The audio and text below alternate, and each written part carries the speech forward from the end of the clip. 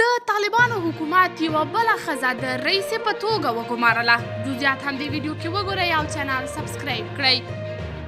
د طالبانو د حکومت د لوړو زده کړو وزارت په وړاندیز ډاکټره اریان د کابل د شهراره تدریسي روغتون د رئیسې په توګه وټاکل شوه.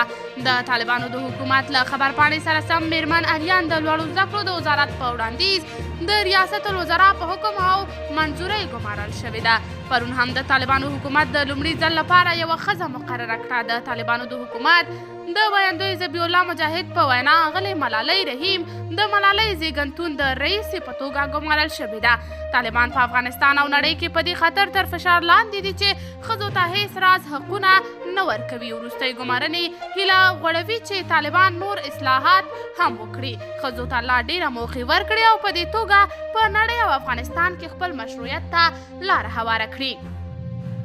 د طالبانو د حکومت د رسمیت پیژندلو لپاره د نړیوالې ټولنې یوه اساسي غوښتنه دا ده چې طالبان د ښځو حقونه په رسمیت وپیژني. تر دې دمه هیڅ هیواد د طالبانو حکومت په رسمیت نه دی پیژندلی.